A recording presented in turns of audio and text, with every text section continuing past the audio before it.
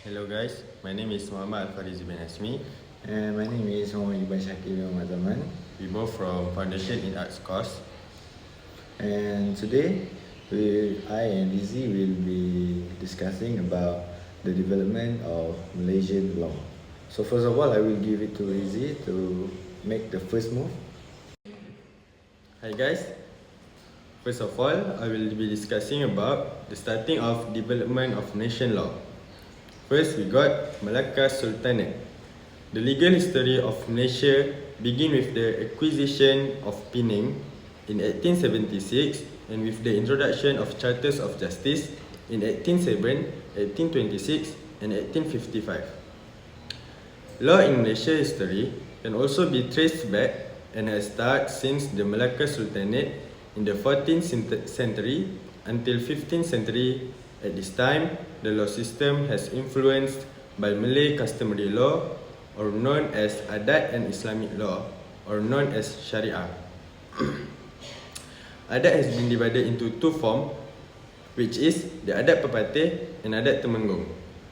Adat Pepatih was practiced in some of state, which is most of this law can be found in Negeri Sembilan, while Adat Temenggung is a law that being practiced in other parts of the Malaysian state, practicing the patrilineal system and hierarchical leadership. I will be passing this to my partner Shakir. So back to me again, and this time we will discuss about the colonial power. Even when the system was perfect, the arrival of colonial power has created and bring a significant change to the Malay law system. In the 1511 to the 1641, Portuguese have conquered the Malacca and introduced some of European legal principles. After that, another colonial power has come and replaced the last government. The Dutch brought their own legal system framework that being focused more on commercial and maritime law. Even that, they still maintain some element of local law for practical governance. These have started since 1641 until the 1824.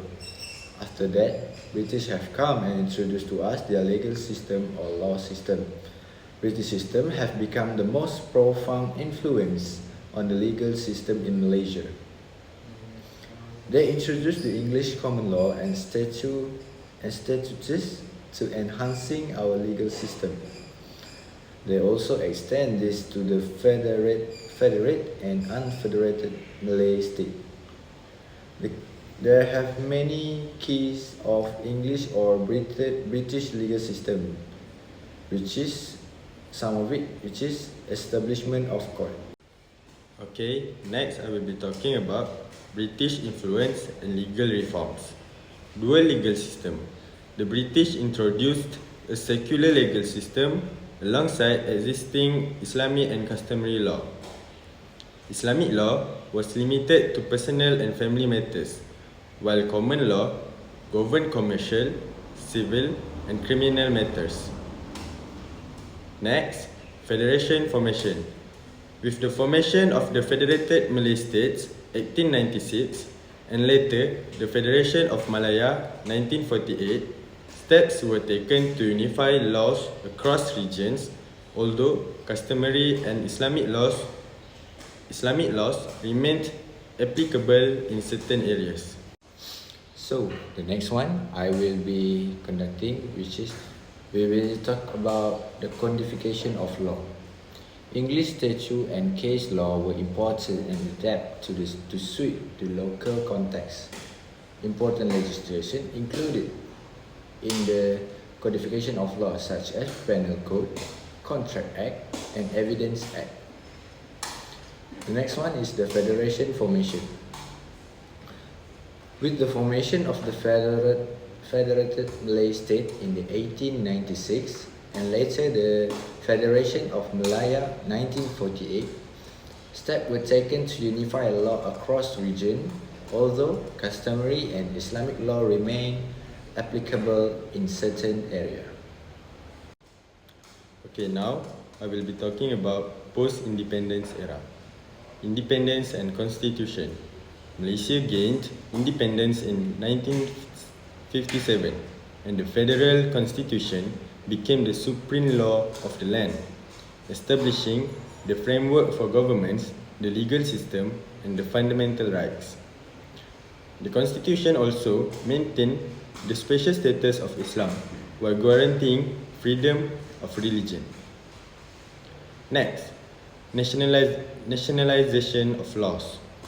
Post-independence, efforts were made to replace colonial laws with locally enacted legislation. Courts began referencing local statutes and precedents, though English common law remained influential, especially in commercial matters. So the next one I will be talking about post-independence era again. This one I will be talking about the different point, which is the development of Islamic law. Islamic law, or as known as Sharia, was threatened, particularly in personal and family matters for Muslims. Under state jurisdiction, as per the Constitution, Sharia court expand in scope and authority, through they remain separate from civil court. Next one is modern legal challenge. Malaysia has faced issues such as conflict between civil and Sharia court, especially in matters like conversion, custody, and inheritance. Effort to harmonize Islamic, customary, and secular law remain ongoing until now. Next one, we have the global influence. Malaysia legal system incorporates global influence. Malaysia legal system incorporate international treaties and conventions, particularly in trade, human rights, and environmental law. And now we have arrived to our next point, or our last point, which is the summary of development Malaysian law. The development of Malaysian law begins during the Malaccan Sultanate, where Islamic law and Malay custom, or known as adat, play a central role in governing society. Over time, colonial power, especially the British, introduced a formal legal system based on common law principles, leading to the establishment of court and codification of law. This creates a dual legal system where customary and Islamic law coexist with the new colonial framework. After gaining independence in the 1957, Malaysia adopted the Federal Constitution as the country's highest law. Efforts were made to localize legislation while maintaining the balance between civil and Sharia court. Today, Malaysian law is a unique blend of indigenous tradition, Islamic principle, and British legal influence, evolving to meet modern needs. So we have finally ending our discussion for today, and I hope you guys understanding what we both been discussing about. And yeah, see you guys in the next meet or next video.